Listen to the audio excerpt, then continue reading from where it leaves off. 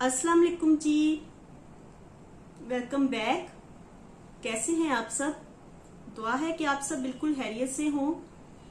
इससे पहले कि मैं अपनी बात को स्टार्ट करूं, मैं आपको अपने बचपन की एक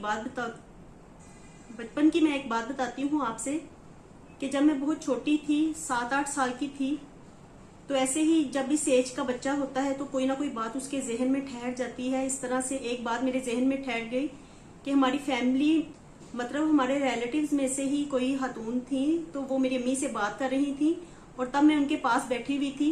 तो इसी तरह से उनके हस्बैंड की डेथ भी जवानी में ही हो गई थी। तो वो मेरी अम्मी से कह रही थी कि जब भी ये तारीखें आती हैं तो मेरा दिल रोता है।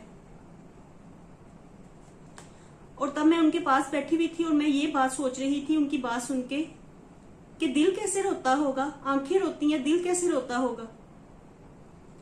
और अब इस वक्त मुझसे बेहतर कोई बता ही नहीं सकता कि दिल किस तरह रोता है जब आंखें रो रो के थक जाती हैं, जब आंखों का पानी सूख जाता है तो तब दिल रोना शुरू हो जाता है।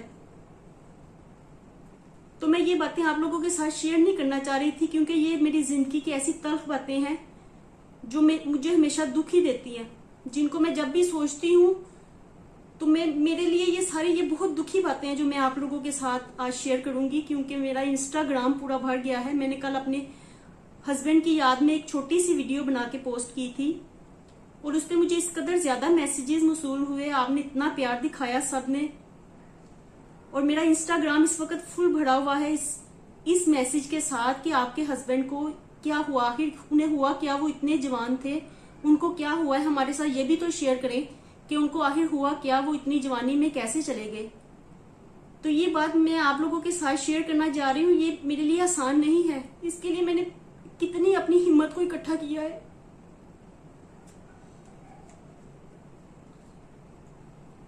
लेकिन जब मैं आपके साथ अपनी रूटीन लाइफ को शेयर करती हूँ तो मुझे जाहिर है आपको ये भी बताना पड़ेगा कि मेरे हस्बैंड को आखिर हुआ क्या था।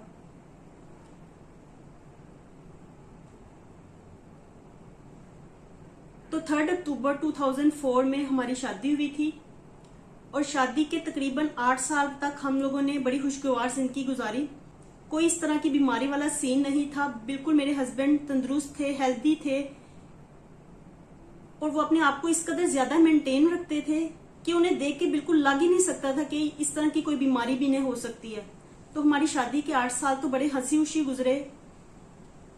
फिर मैं मुर्तजा के लिए कंसीव्ड हुई और इसी दौरान ही एक दिन मेरे हस्बैंड फजर की नमाज के लिए उठे तो उन्हें यूरिन में ब्लड आया, जिसे देख के वो खुद तो बहुत परेशान हुए और उन्होंने मुझे भी उठाया कि देखो ये क्या हुआ है। और फिर हम उसी मॉर्निंग में डॉक्टर के पास गए तो डॉक्टर ने उन्हें यही सजेस्ट किया कि आपके मैदे में गर्मी हो गई है, आप ठंडी चीजें इस्तेमाल करें, क्योंकि मेरे हस्बैंड ज्यादा ठंडी चीजें इस्तेमाल नहीं करते थे। तो सब घर वालों ने भी यही कहा, हम लोग भी यही समझे, डॉक्टर ने भी यही कहा कि आपके मैदे में गर्मी हो गई है तो आप ठंडी चीजें इस्तेमाल करें, शरबत पिए, ठंडी ठंडी चीजें पिए। तो हम 1 महीना तो हमारा इसी में गुजर गया। हम लोग सब यही समझते थे कि उनके मैदे में गर्मी है।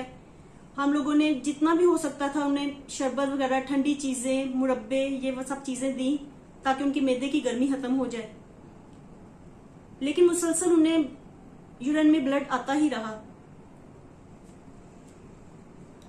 फिर एक दिन मेरे हस्बैंड का चक्कर उमर हॉस्पिटल में लगा तो उन्होंने वहां इमरजेंसी में चेक करवाया तो डॉक्टर ने उन्हें कहा कि मुझे लगता है कि आपके मसाने में पथरी है, तो आप ऐसा करें कि अल्ट्रासाउंड करवा लें। और जब मेरे हस्बैंड ने अल्ट्रासाउंड करवाई तो उनके मसाने में वाकई पथरी थी। वहीं पे ही हमने उमर हॉस्पिटल में ही डॉक्टर को दिखाया तो उन्होंने कहा कि इसको फौरन ऑपरेट करके निकलवा दें ताकि ये आपके मसाने को खराब ना करे। तो उन्होंने हमें कुछ भी सजेस्ट नहीं किया कि आप सिटी स्कैन वगैरह करवाएं, उन्होंने डायरेक्ट हमें ऑपरेट का ही कहा। हमने फौरन से ही अगले दिन ही उनका ऑपरेट करवा लिया। और जब वो ऑपरेट के लिए जा रहे थे ना तो मैं, मेरी नंद, मेरे जेठ, हम लोग बाहर थे तो वो हमारी तरफ देख के मुस्कुराते हुए, स्ट्रेचर पे लेट के वो मुस्कुराते हुए जा रहे थे कि, और हमें इस तरह से हाथ हिला रहे थे। आज तक मैं उनके हाथों को नहीं भूली। वो समझते थे कि ये ऑपरेट हो जाएगा तो मैं ठीक हो जाऊंगा, पथरी निकल जाएगी तो मैं बिल्कुल ठीक हो जाऊंगा। तो डॉक्टर ने ऑपरेट तो कर दिया और वो पत्थरी भी निकाल दी। वो पत्थरी नहीं थी, वो इतना बड़ा, जैसे बच्चे बैट बॉल खेलते हैं ना, वो बॉल जो होता है वो उस साइज का पूरा वो पत्थर था, नुकीला। डॉक्टर ने ऑपरेट करके वो पत्थर तो निकाल दिया, लेकिन उसके नीचे जो मसाना गला हुआ था, जो बिल्कुल खराब हुआ हुआ था, उसको वैसे ही रहने दिया। तो आजकल के जो डॉक्टर भी है ना, वो भी, उन्होंने भी डॉक्टरी को अपना पेशा बनाया हुआ है। चाहिए तो ये था कि पहले वो सिटी स्कैन करवाते, ताकि पता चल सकता कि ये सिर्फ पत्थरी ही है या इसके पीछे कोई और भी चीज है। और जब उन्होंने ऑपरेट भी किया तो उनको ये चाहिए था कि वो उसके साथ आधा मसाना भी कट कर देते। और ये बातें मैं अपने तौर पे नहीं आपको बता रही, क्योंकि मैंने डॉक्टरी नहीं की हुई, मैं आपको अपने तजर्बे से बता रही हूँ। मैं डॉक्टरों के मुताबिक बता रही हूँ, जो हमें बाद में डॉक्टर्स कहते थे, कैंसर हॉस्पिटल वाले जो डॉक्टर्स हमें कहते थे, मैं उसके मुताबिक आपको बता रही हूँ कि वो जो उमर हॉस्पिटल के जो डॉक्टर थे, उनको चाहिए था कि वो हाफ मसाना ही कट कर देते। खैर उन्होंने हमें वो बोल दिया, उन्होंने कहा कि इसकी बायोप्सी करवाएं। और जब हमने बायोप्सी करवाई, उसकी रिपोर्ट आई, तो बायोप्सी की रिपोर्ट में भी थोड़ा सा टाइम लग जाता है। जैसे ही वो आई तो हमने उसे रिसीव किया और मैं वो रिपोर्ट पढ़ रही थी। और ये मेरे लिए इतनी न्यू बात थी, क्योंकि हमारी फैमिली में इससे पहले कोई भी ऐसी बात नहीं थी, किसी को भी ये बीमारी नहीं थी। मैं रिपोर्ट पढ़ रही थी, उसके ऊपर ट्यूमर लिखा हुआ था और मुझे तब ये पता नहीं था कि ट्यूमर किसे कहते हैं। हमने डॉक्टर को दिखाया, उन्होंने, मेरे जेठ हमारे साथ थे, बड़े भाई हमारे साथ थे, उन्होंने हमारा साथ हमेशा दिया। मेरे हस्बैंड की बीमारी से लेके आज तक वो हमारा साथ दे रहे हैं, वो हमें पूरा सपोर्ट करते हैं। अल्लाह ताला उनको जज़ाए खैर दे, अल्लाह ताला उनको लंबी उम्र दे। तो मेरे हस्बैंड के साथ जब जब हॉस्पिटल जाना होता था, मेरे बड़े भाई, मेरे जेठ ही जाते थे, क्योंकि तब मुर्तजा के लिए मैं कंसीव्ड थी, तो मैं ज्यादा हॉस्पिटल्स में नहीं जाती थी।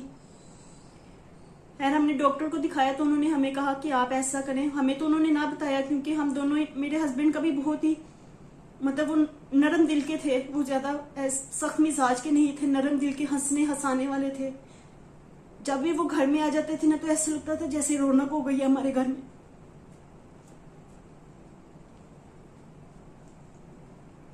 तो डॉक्टर ने हम दोनों को बाहर भेज दिया। बड़े भाई से उन्होंने सारी बात डिस्कस की।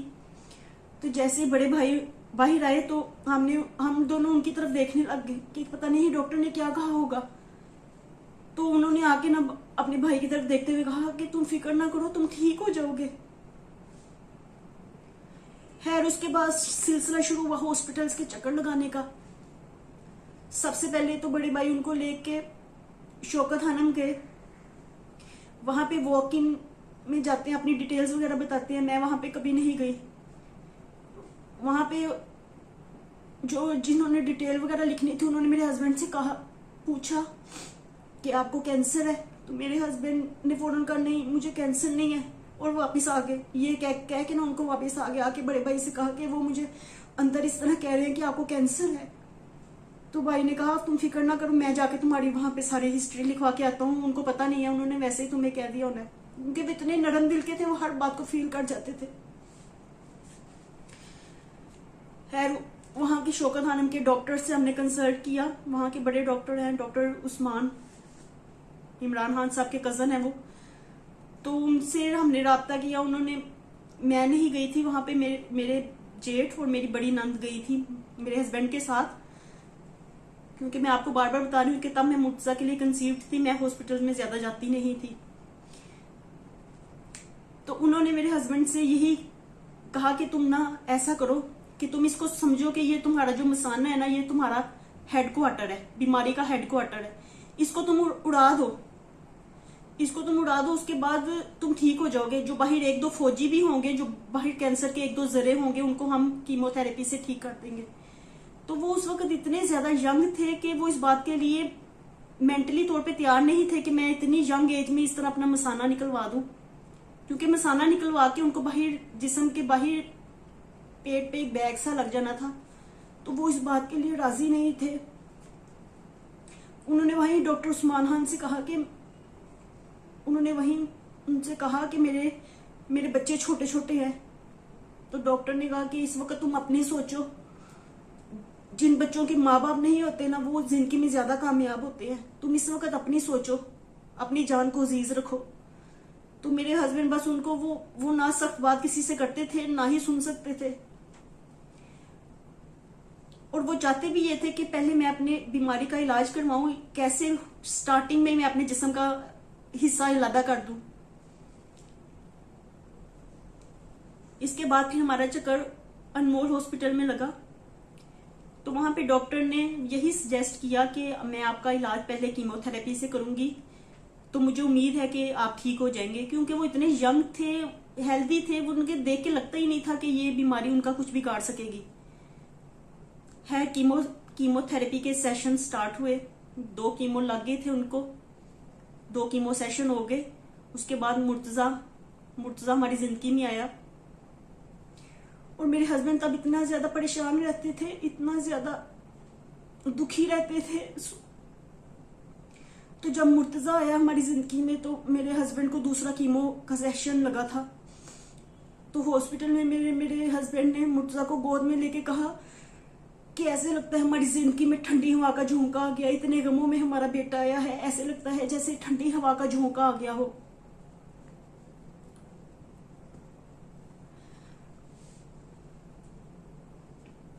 खैर हम लोग बड़ा इलाज करवाते रहे, कीमोथेरेपी के कई सेशन हुए, कई सेशन।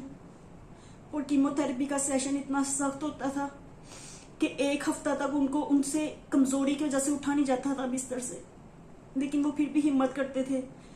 8-10 दिन गुजर जाते थे तो अपने मामूल के काम करते थे या अपनी दुकान पे जाते थे, सब करते थे, हमारी जिम्मेदारियां पूरी करते थे सब।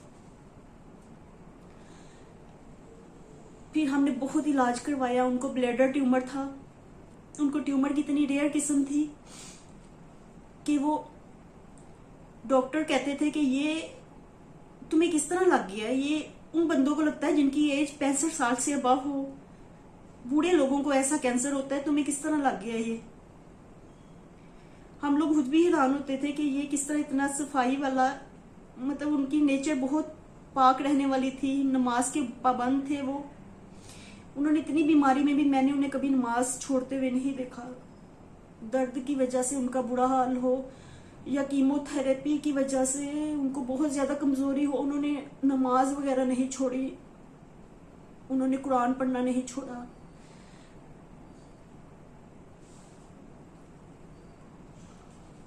इसके बाद बहुत इलाज करवाया हमने। कीमो के काफी सेशन जब हो गए तो डॉक्टर ने कहा कि आप ऐसा करें, मतलब हम लोग टेस्ट वगैरह करवाते थे। कीमो का सेशन जब हो जाता था तो उसके बाद सिस्टोस्कोपी होती थी। सिस्टोस्कोपी भी एक ऐसा इलाज है कि मसाने में वो कैमरा डाल के देखती है और फिर वहां से छोटा सा जरा लेते थे और फिर उसकी बायोप्सी होती थी। तो ये भी एक किस्म का छोटा ऑपरेट ही होता था। काफी दफा उनकी रिपोर्ट्स क्लियर आती थी और काफी दफा कोई ना कोई मसला फिर दोबारा शुरू हो जाता था। उसके बाद पेट स्कैन होता था। ये पेट स्कैन में भी सारे जिस्म का वो एक्सरे होता है। पेट स्कैन बड़ा स्कैन होता है, सिटी स्कैन से बड़ा। तो उसमें सारे जिस्म का उनका पता चलता था कि कहीं पे और तो नहीं कैंसर के जरिए आ गए, कहीं पे ब्लॉकेज तो नहीं हो गई, क्योंकि ये कैंसर जो है वो जगह को ब्लॉक करता रहता है। फिर इसके बाद डॉक्टर्स ने कहा कि आप ऐसा, जब कीमो के सेशन खत्म हो गए तो डॉक्टर ने कहा कि आप ना हम आपको रेडिएशंस लगाएंगे।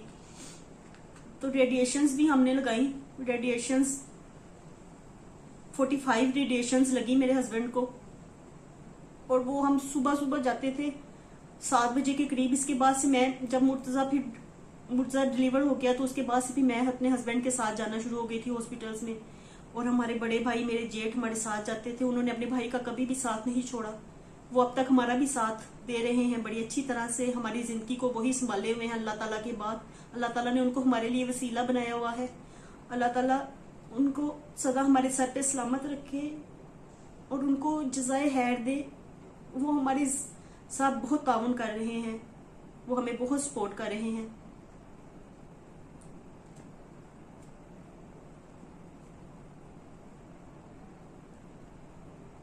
और ये 45 रेडिएशंस लगाने में भी ना हमें 2-3 महीने लग गए थे, क्योंकि कभी उनकी मशीन खराब होती थी, कभी रेडिएशन, हम सुबह के वक्त जाते थे, डेली जाना होता था हमें, कभी लग जाती थी कभी रह जाती थी, तो 45 रेडिएशंस लगने में ना काफी 2-3 महीने लग गए थे। इसके बाद 2014 में हज अकबर हुआ, तो मेरे हस्बैंड को अल्लाह ताला ने ये शहादत नसीब फरमाई। रेडिएशंस करवा के मेरे हस्बैंड ने जब टेस्ट करवाए तो वो बिल्कुल क्लियर आए। तो मेरे हस्बैंड ने सोचा कि अब मैं अल्लाह ताला का शुक्रिया अदा करने के लिए ना हज करता हूँ। अल्लाह ताला ने मुझे इस बीमारी से बचा लिया है, मुझे मेरे बच्चों के सर पे सलामत रखा है। क्योंकि मेरे हस्बैंड ने बीमारी में यही कहते थे कि मैं बस, मुझे अल्लाह ताला इतनी मोहलत दे दे कि मैं अपने बच्चों की खुशियां देख लूं। उनको अपने बच्चों से बहुत प्यार था। वैसे हर पेरेंट को ही होता है अपने बच्चों से प्यार, लेकिन वो अपने बच्चों के मामले में बहुत सेंसिटिव थे।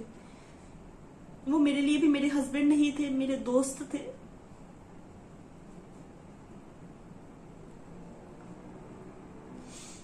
तो 2014 में मेरे हस्बैंड ने अपनी वालदा के साथ हज अकबर किया, और हज से जब वो वापस आए तो थोड़े अरसे के बाद ही उन्हें दोबारा से यूरिन में ब्लड आना स्टार्ट हो गया। तो हमने दोबारा से चेकअप करवाया तो फिर से ये बीमारी हो गई थी। यानी 4 साल 2012 में डायग्नोज हुआ था कैंसर, और फिर 2016 तक 4 साल ये बीमारी ने हमारी जान नहीं छोड़ी। और मेरे हस्बैंड इलाज करवा के थक भी चुके थे। कभी कोई इलाज, चैन हमने एक दिन भी नहीं लिया। एक दिन भी हम लोग, मुझे नहीं लगता कि एक दिन भी हम में से या मेरे ससुराल में से किसी ने भी सुकून का सांस लिया हो, कोई भी आराम से बैठा हो। तो जिस वक्त भी हम सब लोग इकट्ठे रात को मिलके बैठते थे, क्योंकि हम लोग जॉइंट फैमिली में रहते थे, तो सब मिलके हम लोग जब रात को सारे हमारे मेल्स आ जाते थे, हम लोग सब बैठ के मिलके बातें करते थे। तो बातों का भी टॉपिक यही होता था कि अब इस बीमारी का मुकाबला और किस तरह से करना है, मेरे हस्बैंड को किस तरह से इनकरेज करना है, क्योंकि वो ज्यादातर उनकी बॉन्डिंग अपने बड़े भाई के साथ बहुत ज्यादा थी। तो वो जब भी उनकी आवाज सुनते थे ना, हम लोग ऊपर के पोर्शन में रहते थे, तो वो फौरन से नीचे चले जाते थे कि मेरा भाई आ गया है। उनकी बहुत ज्यादा बॉन्डिंग थी उनके साथ। तो हम लोग बस वही उनको हौसला देते थे, और उन्हीं की बात ही ज्यादातर मेरे हस्बैंड को, उनकी बात को ही वो समझते थे। वो उनको हौसला देते थे कि तुम परेशान ना हो, तुम ठीक हो जाओगे, अल्लाह ताला तुम्हारी आजमाइश को काट लेगा। और मेरे हस्बैंड भी लास्ट तक वो यही कहते थे, मैं ठीक हो जाऊंगा। खैर, जब हम लोगों ने रेडिएशंस करवा ली, मेरे हस्बैंड हज करके भी आ गए, फिर दोबारा से ये बीमारी हो गई। उसके बाद से फिर डॉक्टर को हमने चेक करवाया अनमोल हॉस्पिटल में, जो उनका इलाज कर रही थी। तो वो डॉक्टर काफी हम्बल थी, अच्छी थी। लेकिन मेरे हस्बैंड की शायद जिंदगी इतनी थी, क्योंकि अगर मेरे हस्बैंड की जिंदगी होती ना, तो कोई भी कहते हैं कि जिसको अल्लाह ताला ने जिंदगी देनी हो उसको किसी आम जगह से भी फर्क पड़ जाता है। लेकिन हम लोगों ने कोई हॉस्पिटल नहीं छोड़ा, कोई इनका ट्रीटमेंट जो डॉक्टर ने कहा है फौरन से हमने करवाया है। किसी ट्रीटमेंट से हम लोग पीछे नहीं हटे। हम सब कुछ किया। लास्ट का जो था, डॉक्टर ने जब हज के बाद मेरे हस्बैंड दोबारा से ट्रीटमेंट करवाने के लिए गए, तो उन्होंने कहा कि अब अली अहमद, तुम एक ऐसी अंधेरी गली में खड़े हो कि सारे रास्ते तुम्हारे लिए बंद हो गए हैं। अब तुम्हारे लिए सिर्फ एक ही रास्ता बचा है कि इसको मसाने को निकलवा दो। हम लोग इससे भी नहीं पीछे हटे। मेरे हस्बैंड इस पे भी राजी हो गए कि चल मैं मसाना निकलवा देता हूँ, मैं अपने बच्चों के साथ तो रहूंगा। उनको अपने बच्चों की बहुत ज्यादा फिक्र थी कि मेरे बच्चों का क्या होगा। लास्ट टाइम जब हम लोग ये वहां से अनमोल हॉस्पिटल से आए, तो मुझे मेरे हस्बैंड रास्ते में कहने लगे कि मर तो सभी ने जाना है, मुझे सिर्फ इस बात का दुख होता है कि मेरे बच्चों का क्या होगा। मैंने उनसे यही कहा कि आपको कुछ नहीं होगा, आप ठीक हो जाओगे, ऐसी बातें ना करो आप।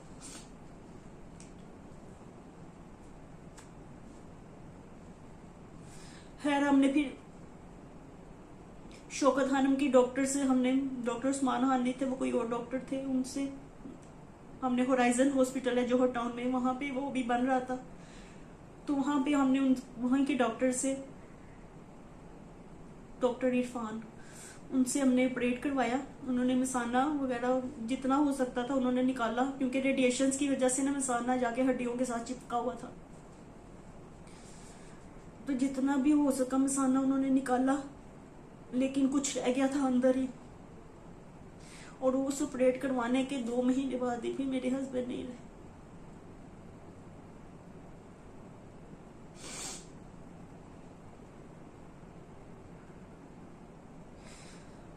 लास्ट दिनों में ना एक 2 दिन पहले मेरे हस्बैंड मुझे कहते, मेरे बड़ा दिल करता था मैं तुम्हारे हज करवाऊं, मेरी ये जिम्मेदारी तुम्हारी तरफ रह गई है, मैं खुद कर आया था, मैं तुम्हें नहीं करवा सका। मैंने उन्हें कहा कोई बात नहीं, आप ठीक होगे ना, हम करेंगे, हम आप ठीक हो जाओ, एक दफा हम फिर जाएंगे हज के लिए।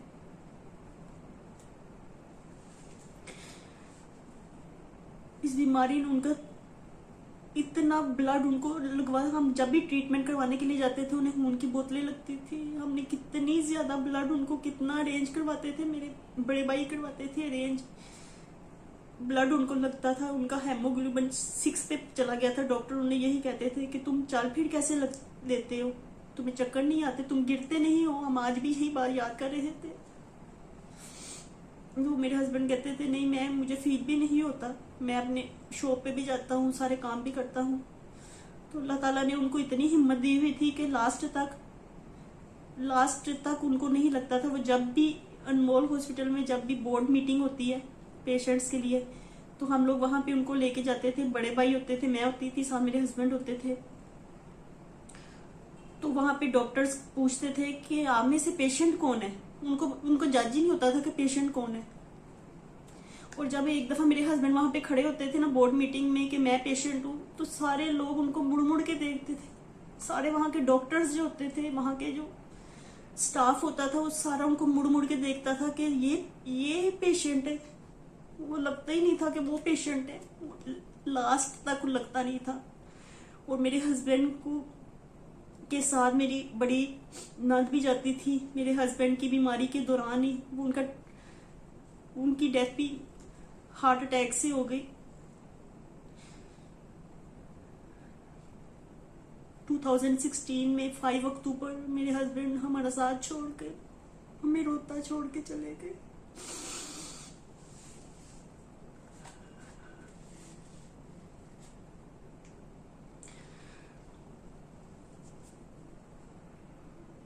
और उनकी डेथ के 1 साल बाद उनकी वालदा भी नहीं रही।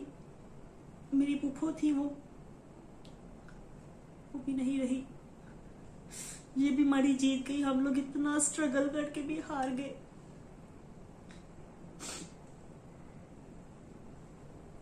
मैंने अपने हस्बैंड को दर्द में कराहते हुए देखा है, फिर भी वो हर बात पे शुक्र अदा करते थे। जब मेरे हस्बैंड को ये बीमारी डायग्नोज हुई ना, तो मेरे घर वाले सारे, मेरे ससुराल वाले सब यही कहते थे मेरे हस्बैंड से कि तुम फिक्र ना करो, तुम्हारा इलाज करवाने के लिए हमें अपनी सब चीजों को भी बेचना पड़ा तो हम तुम्हारा इलाज करवाएंगे, हमें तुम्हें कहीं बाहर भी लेके जाना पड़ा तो हम वो भी लेके जाएंगे, तुम फिक्र ना करो, तुम ठीक हो जाओगे। मेरे हस्बैंड भी लास्ट तक यही कहते थे मैं ठीक हो जाऊंगा। जब उनका मसाने का ऑपरेट हो गया, मसाना निकलवा दिया, तब भी जो भी उनका घर में हालचाल वगैरह पूछने के लिए आते थे, वो उनसे भी यही कहते थे कि मैंने अपनी जिंदगी को बचा लिया है, मुझे अपने बच्चों के लिए जिंदा रहना है।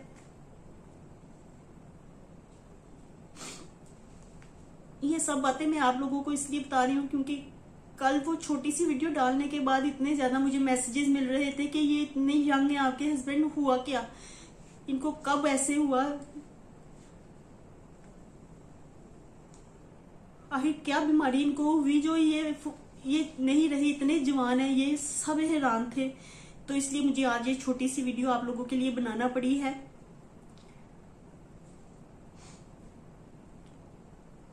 तो बस आप लोगों से मेरी यही रिक्वेस्ट है कि हमें अपनी खुसूसी दुआओं में जरूर याद रखा करें।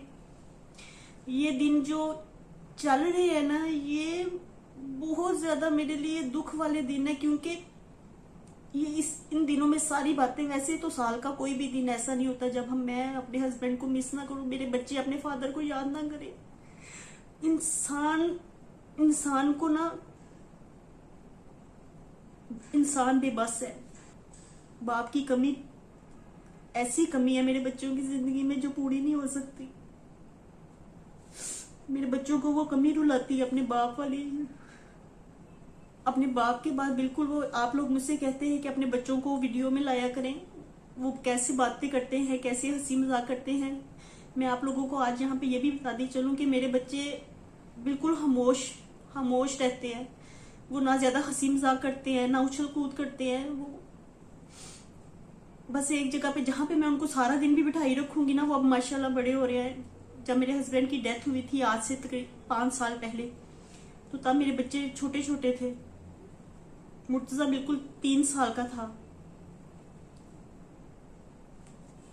और इसी तरह से हनान 8 साल का था। तो हमारी शादी, हमारा इस दुनिया में साथ, पूरे 12 साल मेरा और मेरे हस्बैंड का साथ रहा इस दुनिया में।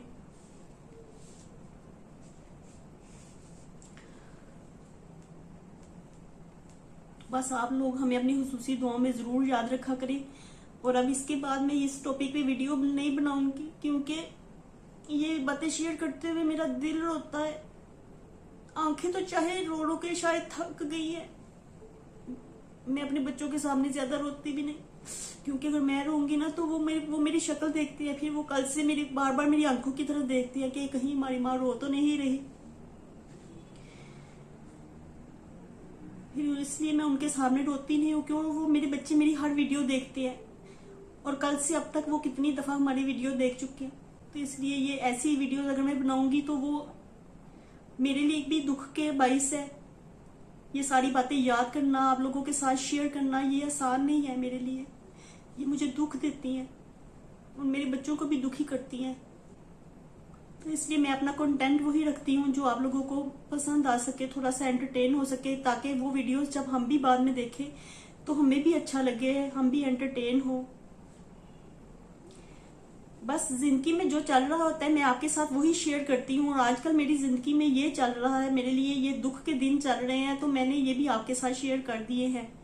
तो बस आप लोग हमें खुसूसी दुआ में याद रखें, और जो लोग इतना प्यार देते हैं, जो लोग मुझे सपोर्ट करते हैं, कल के मुझे इतने मैसेजेस मिल रहे हैं कि हम आपके साथ हैं, आप स्ट्रांग रहें, तो मैं स्ट्रांग हूँ। 5 साल हो गए मैं स्ट्रांग हूँ। मैं अल्लाह ताला की रजा में राजी हूँ। उनका और मेरा साथ इतना ही था इस दुनिया में। अल्लाह ताला हमें सब्र दे, मेरे बच्चों को अल्लाह ताला नेक बनाए, बिल्कुल अपने बाप की तरह। उनका बाप बहुत ज्यादा नेक, बहुत ज्यादा नरम दिल के थे।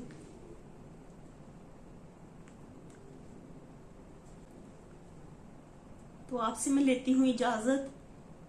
अगर 1-2 दिन मेरे व्लॉग्स ना आ सकें तो आप मेरी कंडीशन को समझिएगा, मुझे हमें सपोर्ट कीजिए। फिर मिलते हैं अपनी नेक्स्ट वीडियो में। अल्लाह हाफिज।